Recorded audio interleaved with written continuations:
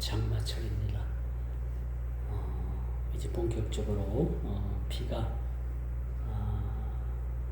많이 내리는 그런 모습들을 우리가 보게 되는데, 여러분 주변을 돌아봐서 그렇게 또 피해가 있을 만한 곳이 있으면 미리미리 미연에 여러분들이 손을 보는 것도 지혜의 한 방편이라고 말씀드릴 수가 있어요.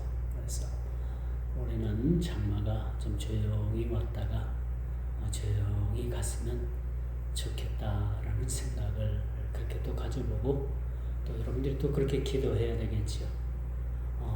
이렇게 장마가 지게 되면 우리 농부들의 마음이 그동안에 힘써서 애써서 기른 농작물이 행여나 피해가 있을까 제 염려가 되는 그런 마음이기도 합니다. 또 그런 마음에서 오늘 우리가 맥주 감사주의를 그렇게 맞이합니다.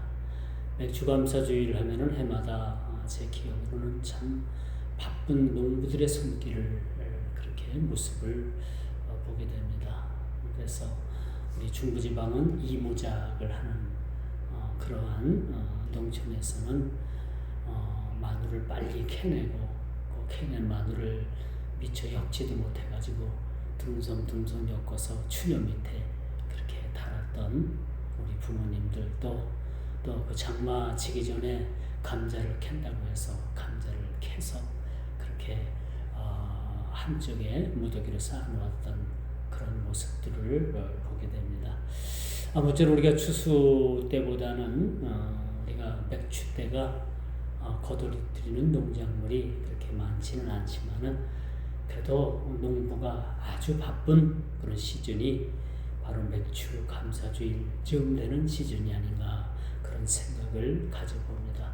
그래서 제 어릴 적 기억이나 또 그런 제 맥주 감사주일 그런 기억이라고 하면은 아주 바쁘게 그렇게 농사 일을 그렇게 거두어 드렸던 그렇게 부모님 생각이 그렇게 문득 납니다.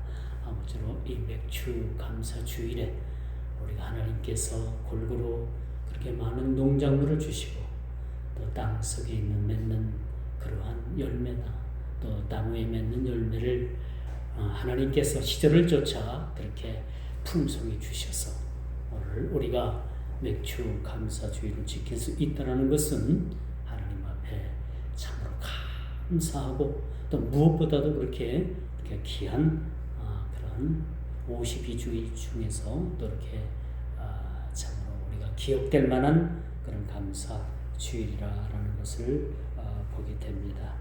참 오늘 이 본문 우리가 살펴보면서 이른 비와 늦은 비를 기다림 같이라는 그런 말씀이에요. 참 하나님께서 시기적절하게 이른 비와 늦은 비를 저에게 주신다는 것은 참 이게 자연의 이치를 떠나서 하나님께서 특별히 주시는 하나님의 은혜라고 말씀드릴 수가 있습니다. 여러분, 한 달 동안 비가 오지 않으면 사람들은 아우성이죠. 그렇죠? 또 한 달 동안 내내 비가 온다면 또 이것보다도 더 큰 걱정은 사실 없을 겁니다.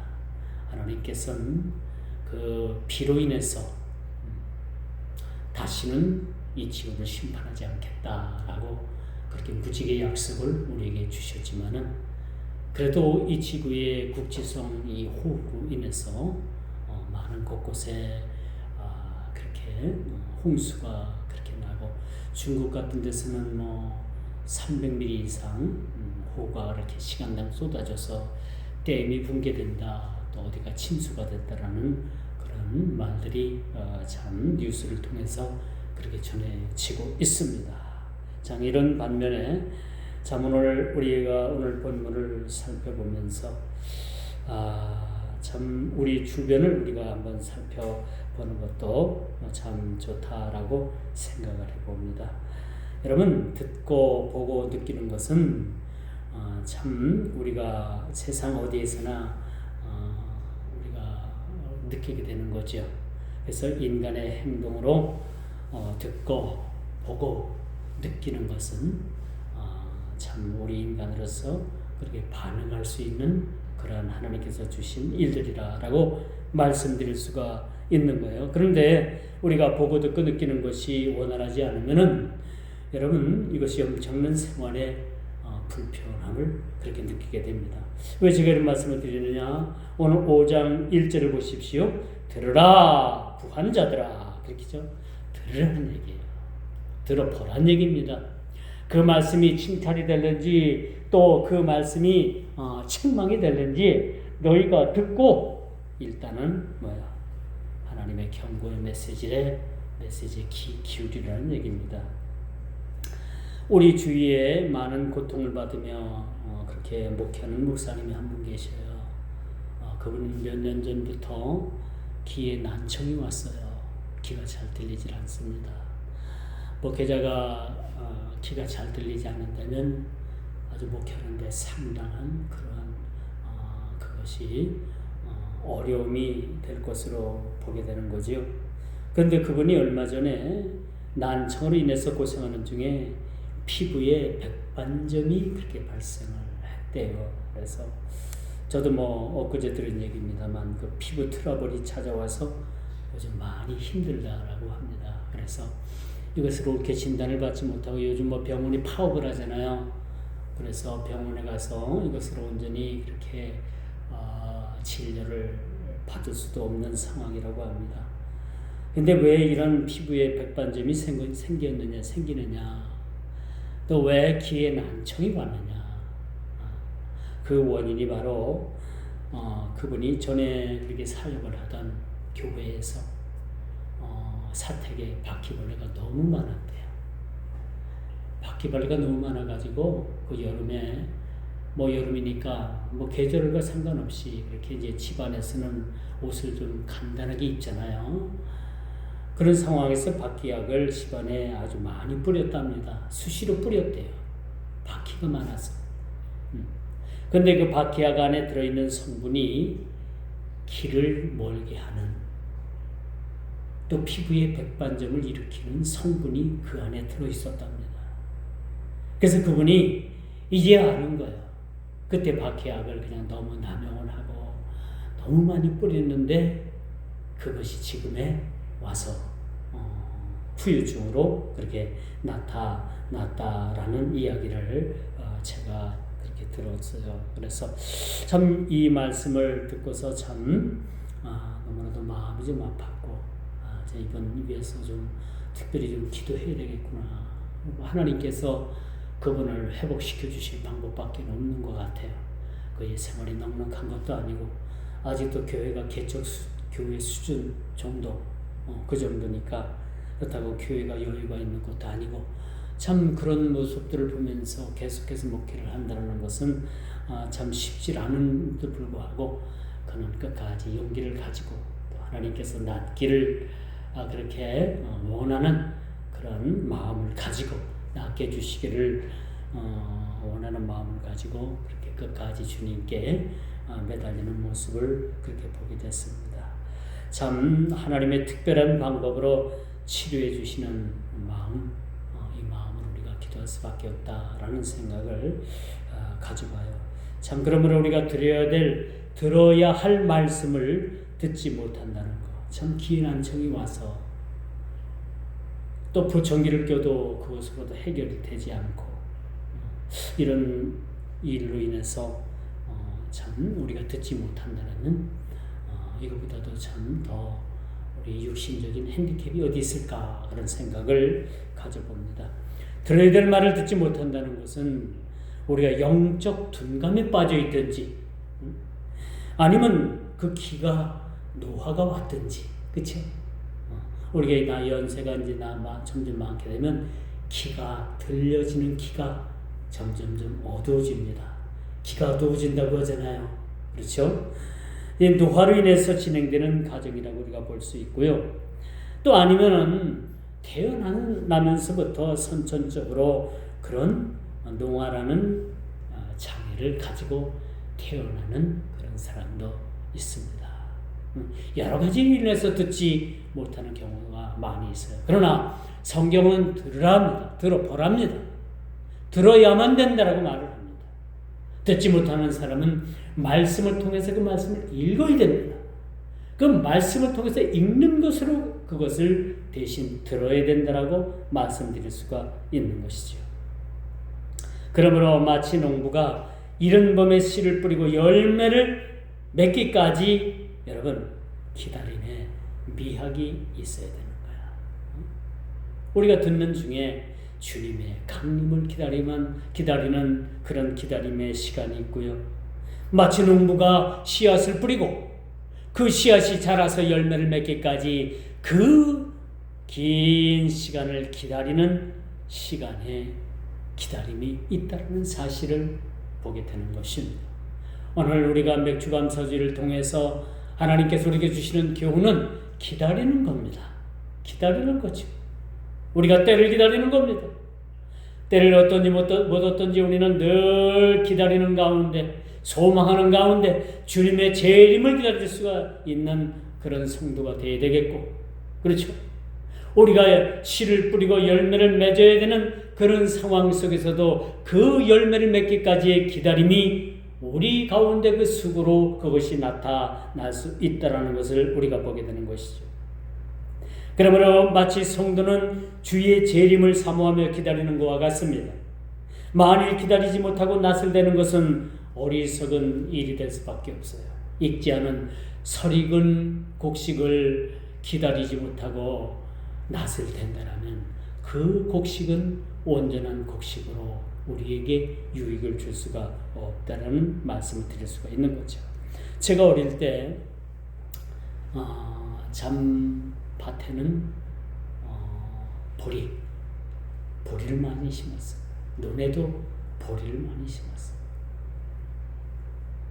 그 보리가 연글 때쯤 되면 그 보리를 이삭을 따가지고 여러분 불을 피워놓고 그 보리 이삭을 그렇게 불에 태워가지고 이 손으로다가 비벼가지고 불면은 뭐가 나면 알맹이만 남아요. 적절하게 그렇게 익잖아요. 밀도 마찬가지죠. 그렇게 그것을 후 불어서 알맹이만 남으면 그것을 입안에 탁 털어놓고 씹으면 얼마나 고소한지 여러분 그런 기억이 있습니까? 그런데 그 이삭이 빨리 자라기 위해서 그 이삭을 핀 이삭을 익은 이삭을 쭉 당겨 뽑습니다. 그래요. 그러면 중간에서 마늘종이 뽑히는 것 마냥 끝이 뚝 끊어지면서 쭉 올라와요. 빨리 크라는 얘기죠. 빨리 익으란 얘기죠. 그런데 그 이튿날 가보니까 그 보리가 하얗게 다 말려 죽었어. 여기저기 듬성듬성 그래 놓은 거예요. 그러면 어떻습니까? 그 다음날 아버지한테 혼나는 날이죠. 이거 누가 그랬어? 뻔히 알지. 누가 그랬는지. 많이 혼납니다. 그럼에도 불구하고 해마다 보리나 밀이 올라오면 그것을 얼른 자라라라고 그렇게 잡아당겨요. 그럼 밀이 올라오던 밀이 쭉 하고 이렇게 한 뼘 정도 올라옵니다. 얼른 자라는 게 아니라 그 밀과 보리는 죽는 거예요. 그것도 모르고 얼른 자라라라고 그렇게 참 짓궂게 지금 생각하면 그렇게 장난을 했던 그런 모습이 언뜻 생각이 납니다. 여러분 언제나 기다림의 시간이 우리에게 필요한 거죠. 오늘 우리가 맥주감사주의를 맞이해서 우리가 들에 익은 곡식들, 농부들이 거둬들인 이 곡식 한 알 한 알 나달 그 열매를 바라보면서 농부들이 이 열매를 맺기까지 얼마나 수고한 그런 기다림이 있었던가, 얼마나 많은 시간들이 기다림이 있었던가라는 것을 우리가 한번 생각해 봐야 되는 거죠. 그러면 여러분, 그러면서 우리 인생은 기다림의 연속입니다. 그렇죠? 여러분 무엇을 위해서 기다리고 있습니까?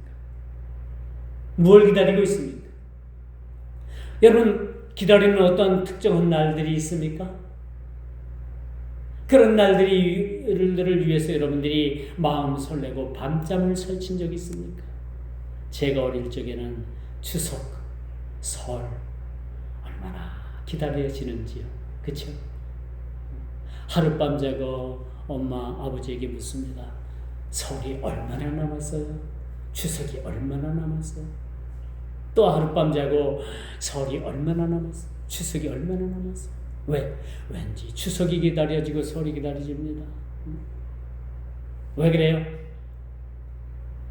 그때 되면은 1년에 한두 번씩 설빔 엄마 아버지가 시장 가서 옷을 사오고 또 신발을 사오고 내복을 사오고 그렇죠? 그런 기다림 속에서 그런 명절을 기다렸던 때가 있었음을 보게 되는 것입니다.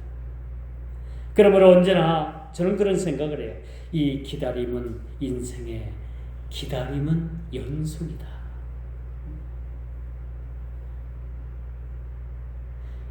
여러분, 이 기다림의 미학 멋진 것이죠.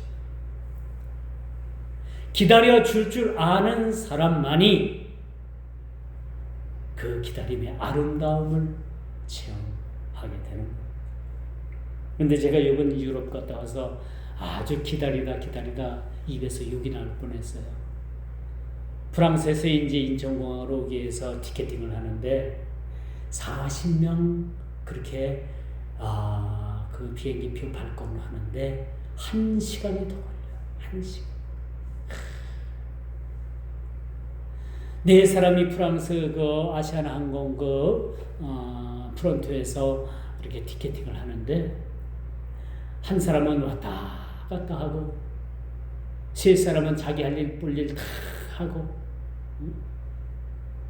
자기 전화 할 거 다 하고 자기 개인 볼 일 할 거 다 하면서 표를 끊어주는데 정말 기다리기가 너무너무 힘들었어.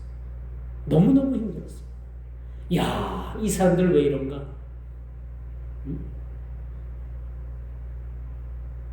제가 인천공항 가가지고 프랑스 티켓을 독일 티켓을 끊을 때는요.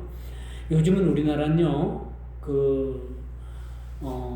티켓을 발매하는데 사람이 없어요. 전부 다 무인 발권기입니다. 무인이에요. 무인 시스템이 돼가지고 여권을 스캔하면은 그 무인기에서 기계에서 티켓이 나와요. 제가 티켓을 그렇게 끈끈하니까 뒤에 있는 분이 자기 것도 좀 해달래. 어떻게 하는지 모르는데 여권을 달라 그랬더니 여권이 중국 여권이에요. 그래서 조선족이에요. 그랬더니 조선족이래. 이 조선족 부부를 제가 티켓을 그렇게 무인기로 해가지고 그렇게 발권을 해드렸더니 고맙다. 그렇게 해라. 근데 이번에 프랑스에서는 너무너무 힘든 거야. 어떻게 40명, 저희 일행이 40명이었는데 40명을 표를 그렇게 발권을 하는데 1시간이 더 걸리는 거야. 엄청 시간이 많이 걸립니다. 그래서 이 사람들 너무 여유 있는가? 너무너무 여유가 있는 것도 힘들어요. 우리나라 같으면 어때? 빨리빨리 해가지고 다 티켓 끊어주고 그 면세점 들어가가지고 거기서 쇼핑도 하게 하고 이게 티켓을 끊고 들어가가지고 안에 들어가가지고 검색들을 지내니까 비행기 탈 시간이 딱 30분도 안 남아요. 우리 팀에서 제가 두 번째로 티켓을 빨리 끊었는데도 불구하고 나머지 뒷사람들은 그 티켓 끊어가지고 막 부랴부랴 비행기 타느라고 허겁지겁하고 오는 모습들을 봤어요. 이것이 우리 문화하고 너무나 다르다. 우리가 마냥 기다리는 거하고 게을러서 그렇게 게으름의 연속적인 기다림은 그렇게 우리에게 해악이 되는 모습을 봤습니다. 그래서 이제는 우리나라가 희망이 있구나. 어떤 면에서는 여러분 우리나라가 유럽을 넘어선 것이 너무 많아요. 물건을 봐도 우리나라가 훨씬 더 좋고요. 유럽에 가서 뭘 살 게 없어. 유럽이라고 하는 그 관광지에 가서 살 게 없어요. 살 게 없어. 너무너무 우리나라 물건이 좋기 때문에. 그리고 모든 시스템이 우리나라가 최고예요. 거기 시스템이 너무나 넓고 자기들이 가진 그 사고방식을 뜯어 고치지 못하는 거예요. 좋은 게 있으면 여러분 그 더 좋은 것을 받아들일 수 있는 그런 여유가 있어야 되는데 그 사람들은 자기 것들만을 고집을 하는 거죠. 바꾸질 않아요. 프랑스에서 세네강에서 배를 타는데 그 배가 얼마나 매연을 내뿜는지 우리나라 같으면요. 그런데 운행 안 합니다. 바로 폐처분 시키는 거죠. 그 배를 타는데 얼마나 매연이 나오는지 목이 칼칼할 정도. 그렇게 모든 면에서 낙후되어 있는 모습. 단 한 가지 그들에게 있어서 참 선점 좋은 것은 자기네들 조상들이 그 많은 문화재를 많이 남겼다는 거예요. 그 많은 문화재를 남겨가지고 결국은 자기네들이 공장을 지어서 돌리지 않아도 그 관광객들로 인해서 먹고 사는 그런 한 가지 유리한 점은 있더라고요. 나머지는 전부 다 우리만 못해요. 다 못합니다. 우리만 못합니다. 호텔을 가봐도 이건 무슨 호텔 4성급이라고 하는 호텔이 우리나라에 여관마지도 못한 곳이 많아요. 그런 곳이 많다. 모든 것이 다 뒤떨어져 있는 모습을 우리가 보게 됩니다. 다시 우리가 말씀으로 우리가 돌아와서 보면요. 참 그러므로 7절이죠. 그러므로 형제들아 주께서 강림하시기까지 길이 참으라. 왜 참으라는 얘기입니까? 왜 참으라는 얘기입니까? 누굴 비유를 들어서 농부를 비유를 들어서 오래 참으라는 얘기예요. 보라 농부가 땅에서 나는 귀한 열매를 바라고 길이 참아 이른 비와 늦은 비를 기다리나니. 이게 농부의 심정으로 밭에 씨를 뿌리고 그 열매를 맺기까지 그 기다리는 농부의 심정으로 주의 강림을 우리가 기다리라는 말씀을 우리들에게 주고 있는 것입니다. 이걸 참지 못해가지고 주님께서 언제 오신다 날짜 정했던 그런 많은 이단들이 얼마나 많은 거짓말들이 드러났습니까? 그렇죠? 이단들이 들고 나오는 게 뭐냐면요, 주님 다시 오시는 재림의 때를 이야기하는 거예요. 재림의 때는 아무도 모릅니다. 오직 하나님만이, 주님만이 아시죠. 그분만이 아십니다. 그 위에는 아무도 몰라. 그렇기 때문에 우리가 농부가 땅에서 나는 열매를 기다린 같이 이른 비와 늦은 비를 기다린 같이 주의 강림을 기다리는 것이 오늘 맥주 감사주의를 통해서 저와 여러분들에게 주시는 하나님의 교훈적 메시지라는 사실들을 우리가 기억을 해야 되는 것입니다. 그러므로 두 번째, 농부가 땅에서 나는 귀한 열매를 바라보고 기다린다는 것은 참으로 아름다운 일입니다. 좋은 일을 우리가 기다린다는 것. 주님 재림이 어떤 일입니까? 인류 일생 일대의 최고의 날이 언제예요? 주님 재림의 날입니다. 여러분 일생 일대의 가장 중요하고 최고의 날이 여러분 생일이 아니고 여러분 어떤 그런 여러분의 세상적 가치로 인한 그런 날이 아니고 우리 인생의 최고의 날은 주님의 재림의 날인 거예요. 주님 다시 오시는 그 날입니다. 그 날을 우리가 어떻게 기다리라고요? 마치 농부가 씨를 뿌리고 그 열매를 기다린 같이 그 연속적인 그 기다림 속에서 그 농부의 심정으로 그렇게 주님을 기다리라라는 메시지, 이 말씀을 우리에게 주고 있다는 겁니다. 농부의 소망은 오로지 귀한 열매를 얻는 것입니다. 태풍이 오고 큰 장마가 지면은 농부의 마음이 타들어가게 되죠. 비 한 방울 내리지 않으면은 여러분 농부의 마음이 어떻습니까? 타들어가는 거예요. 돼지가 타들어가서 돼지가 쪽쪽 갈라지는 거북이 등같이 되는 것처럼 농부의 마음도 그렇게 타들어간다는 사실을 우리는 기억을 하고 있습니다. 그렇죠? 한 톨의 곡식을 얻기 위해서 농부의 손길은 게으르지 않지만은 그 게으름과 게으르지 않은 동시에 그 농부는 뭐야? 열매를 맺기까지 얼마나 많은 수고로움의 기다림이 있는가라는 것을 우리가 생각해 볼 수가 있는 것이죠. 이와 같이 주님께서도 저와 여러분 모두에게 열매를 바라보고 계십니다.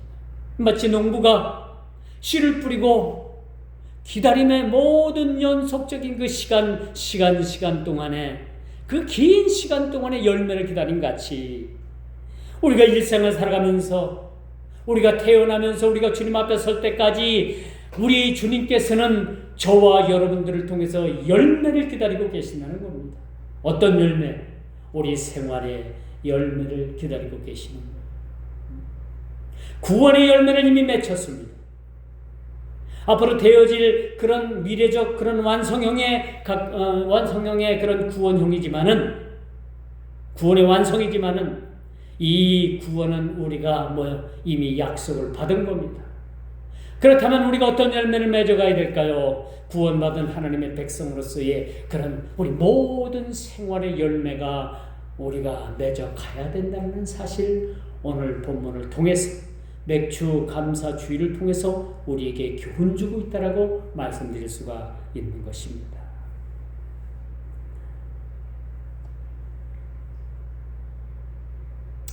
그래서 제가 여행 얘기를 또 한번 하자면 이번 여행을 통해서 느낀 건데요. 더 이상 유럽은 우리가 배우고 흠모한 그런 것은 아니다. 이제 유럽이 우리를 배워야 될 것 같아요. 모든 면에서 우리의 부지런함, 우리의 근면성, 우리 신앙의 열정, 그 큰 유럽의 그 교회들이 성당이 됐다. 그 성당이 지금 술집 주점이 됐다. 그것이 또 팔려서 이슬람 사원이 들어가고 있고, 유럽은 지금 급속도로 완전히 기독교가 몰락을 해가고 있는 모습을 보게 됩니다. 대한민국 교회도 여러분 만만치 않아요. 그러나 아직은 유럽 같지 않은 모습을 우리가 보게 되는 거죠. 더 이상 여러분은 흠말 만한 대상이 아니라는 것을 제가 느꼈습니다. 이것은 제가 교만해서가 아니라 많은 부분에서 우리가 앞서가는 부분이 많다라는 것을 제가 느끼고 돌아왔어요. 그러면 오늘 맥주 감사주의를 통해서 우리가 하나님께서 주신 선한 열매들을 우리가 맺어가야 되는데 어떻게 열매를 맺어가야 되나? 열매로 알리라라는 그런 아주 논문을 써서 박사 학위를 받은 네덜란드 캄폰 신학교인가요? 거기서 박사 학위를 받은 지금 이제 하늘나라에 가신 정은택 교수님이라고 있습니다.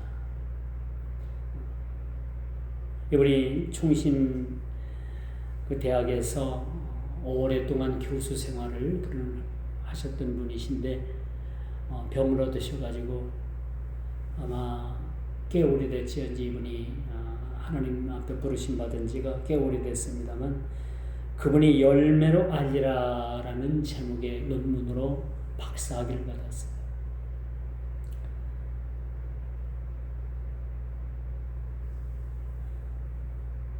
이분이 어떤 신약의 그런 말씀으로 그 논문을 썼는가 봤더니 마태복음 7장 16절에 이런 말씀이 있어요. 그의 열매로 그들을 알지니 가시나무에서 포도를 또는 엉겅퀴에서 무화과를 따겠느냐. 그렇죠? 열매로 그들을 판단하시겠다. 이 말씀은 우리가 마지막 때에 우리가 주님 앞에 섰을 때에 주님께서 우리를 무엇으로 판단하실 건가? 우리 외모를 가지고 잘생긴 거? 돈 많은 거? 많이 배운 거? 인품이 훌륭한 거? 남에게 많은 덕을 베푼 거? 아니에요. 그의 맺어진 열매를 보고 아시겠다라고 말씀을 주고 있습니다. 또 같은 본문 7장 20절에 보니까요, 마태복음 이러므로 그의 열매로 그들을 알리라라고 그렇게 말씀합니다.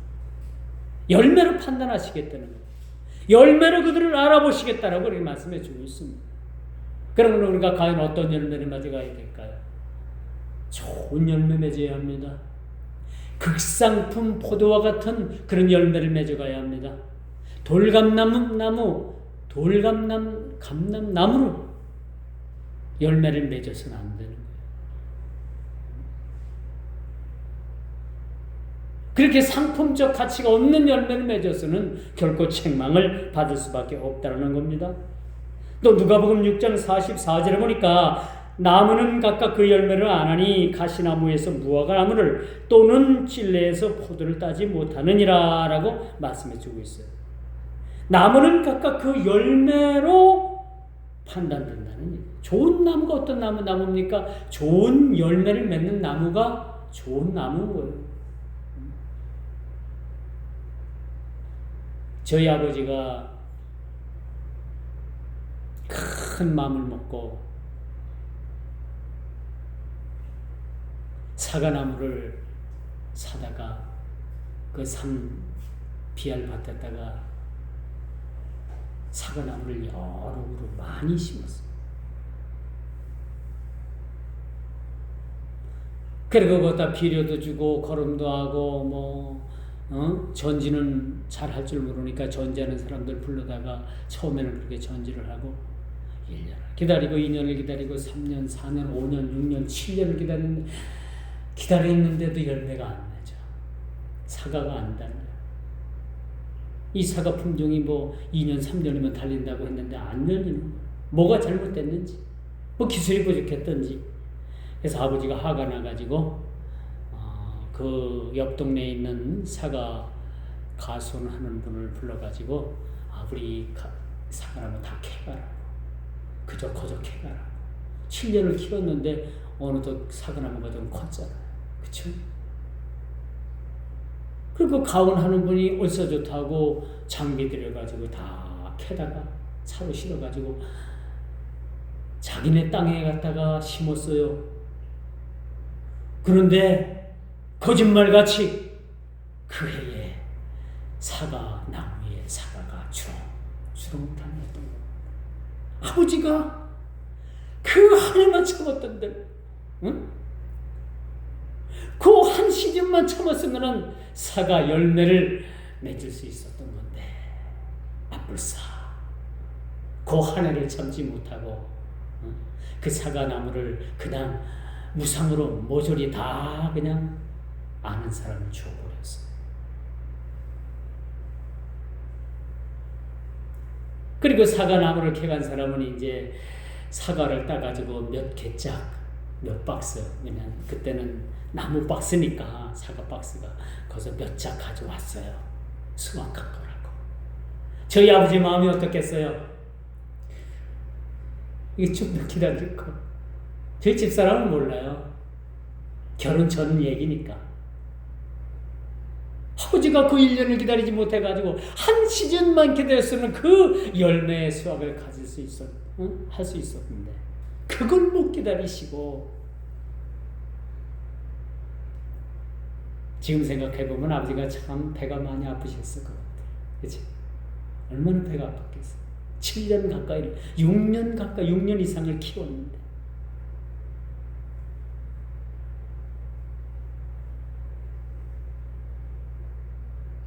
하나님께서는 열매로 마지막 날에 우리를 판단하십니다. 오늘 저와 여러분은 맥주 감사주의를 보내고 있습니다. 제가 절기 때마다 여러분들에게 전하는 말씀, 1년에 한 번씩, 1년에 여러분 4번 정도죠. 꼭 전하는 말씀이 있어요.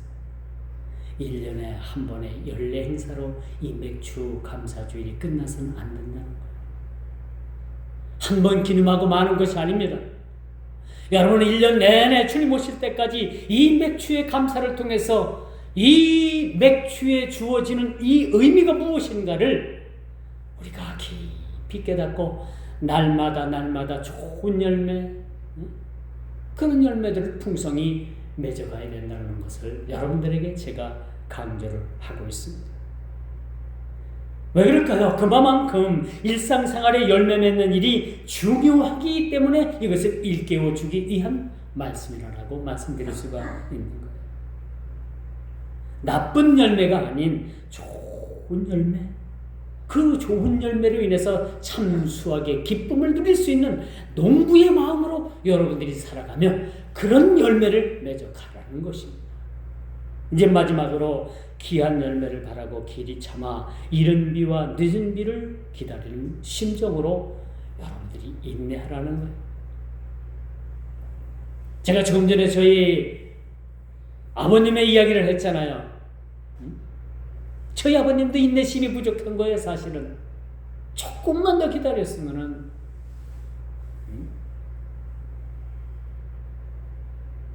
그 조금이 모자랐던 겁니다. 모든 일에는 때가 있는 법입니다. 그렇죠? 모든 일에 때가 있어요. 오늘 아니면 내일 하지 뭐. 올해 못하면 내년에 하지. 내년은 없어. 내일은 없어. 오늘 주어진 일, 오늘 여러분들에게 할당받은 일, 오늘 하십시오. 내일은 없어. 오늘 저녁에 주님 오실는지, 내일 저녁에 주님 오실는지 누가 압니까? 오늘 이 본문 5장은요, 사실은 불의한 부자들에 대한 하나님의 말씀의 경고예요. 불의한 부자들. 정당하게 열심히 일을 해서 버는 건, 정당한 부자가 되는 건 하나님께서 바라시는 거예요. 근데 부정축제하고 남의 물건 도적질하고 간밤에 남의 집 담 넘고 남의 것 강제로 때려서 빼앗고 부당이득을 취한 이 부자들에 대한 하나님의 경고의 말씀인 겁니다. 이 자들에 대해서 들으라 라고 이렇게 말씀해 주고 있어요. 행여나 주님 앞에 우리가 우리 스스로가 불의한 자는 아닌지 우리 자신을 이 절기에 한번 돌아보는 것도 좋은 일이라고 말씀드릴 수가 있습니다. 오늘 야고보는 모든 사람이 공감하는 농부의 경우를 예를 들어서 앞서 언급한 인내성의 필요를 설명해 주고 있어요. 이른 비와 늦은 비를 주시나니. 여러분요, 이른 비는 10월에서 11월에 오는 비를 가리킨다고 합니다. 이게 이른 비고, 늦은 비는 뭐예요? 4월에서 5월 동안. 일모작을 하는 사람들은요, 일찍이 비가 와가지고 그 물을 흡수를 해가지고 확보를 해서 보내기를 하는데, 이모작하는 사람들은 어때요? 그때도 비가 이렇게 안 올 때가 있어. 너무너무 가물 때가 많지. 이 천수답은 비가 와야지만이 모내기를 하잖아요. 그렇죠? 일반 조수답은 수시로 물이 넘어오니까 상관이 없는. 예전에는 그 저수지가 그렇게 시설이 안 돼 있고 하늘에서 비가 내려야지만이 그렇게 모내기를 하는 이 천수답들은 그저 하늘만 바라보고 있는 거예요. 그렇죠? 언제 이 늦은 비가 오려나? 언제 이 늦은 비가 오려나? 이 이른 비가 온 것은 일모작하는 사람들이 다 썼어요. 이모작하는 사람들은요, 하늘만을 바라봐야 돼요. 4월, 5월에 내려야 될 이 비가 내리지 아니하고 이 메마른 하늘들이 그렇게 연속된다면 농부의 마음은 타들어가는 거예요. 어떤 한 해는요, 어떤 때는 이모작 때 비가 나와가지고 아무것도 심지 못한 경우도 있었어요. 모내기를 못해가지고 걷다가 뭘 심어요? 콩이나 밭이나, 그쵸? 그런 걸 후작으로다가 심은 경우도 있었음을 보게 되는 거예요. 그러므로 하나님께서 이른 비와 늦은 비를 적당히 내려주시는 것은 마치 우리 인생의 때와 같은 거예요. 그렇죠? 우리가 날 때가 있으면 설 때가 있고, 설 때가 있으면 앉을 때가 있고, 누울 때가 있고, 주님 앞에 설 때가 있고, 이 적당한 때가 얼마나 우리에게 귀중한 것이라는 것을 우리가 여러분 느껴야 되는 거예요. 고마워해야 되는 거예요. 감사해야 됩니다. 하나님께서 이른 비를 주시고 늦은 비를 주시는 것 자체를 이 자연의 하나의 현상으로 우리가 생각하지 아니하고 하나님께서 비를 주시고 이른 비를 주시고 늦은 비를 주신다라는 이런 때, 적당한 때, 이 때를 주심을 우리는 늘 감사하면서 살아가야 됩니다. 이런 약속을 우리가 굳게 믿고 인내하는 것처럼 불의한 자들의 압제와 핍박 가운데서도 우리 그리스도인들은 구원의 완성을 소망하며 심판하실 그리스도의 재림을 기다리는 그런 이 맥주의 감사 주일이 되는 거죠. 얼마나 농부가 이 맥주를 기다려 왔습니까? 얼마나 농부들이 이 거둠의 열매를 거두는 일들을 기다려 왔습니까? 이 날이 맥주의 날인 겁니다. 또 감사의 날인 거예요. 이제 말씀을 결론을 맺습니다. 들으라 라고 시작되는 이 5장의 이 전체적인 가르침은 너희도 길이 참고 마음을 굳건하게 하라라는 말씀이에요. 왜? 주의 강림이 가까워 왔기 때문이라는 그런 말씀이라는 것이죠. 디모데후서 4장 8절에 보니까 이제 흐르는 날을 위하여 의의 면류관이 예비되었으므로 주 곧 의로우신 재판장이 그날에 내게 주실 것이니 내게만 아니라 주의 나타나심을 사모하는 모든 자들에게니라. 이게 기다림의 미학인 것. 얼마든지 우리가 참고 기다릴 만한 가치 있는 일이라고 말씀드릴 수가 있는 겁니다. 마땅히 우리가 주의 자녀라면 믿음의 선한 삶을 마다하지 않고 주님의 강림을 사모하는 자들이 되며 이 맥주의 풍성한 가치 많은 우리 생활의 열매, 신앙의 열매, 이 극상품 열매를 맺어 하나님 앞에 그렇게 다 풍성한 마음으로 서야 된다는 말씀을 여러분 모두에게 감히 드리는 말씀이라고 말씀드릴 수가 있는 것입니다. 이런 좋은 열매, 많은 열매, 풍성한 열매, 또 극상품 포도와 같은 그런 좋은 열매 맺어가기를 주님의 이름으로 축원하면서 말씀을 맺도록 하겠습니다. 기도합니다.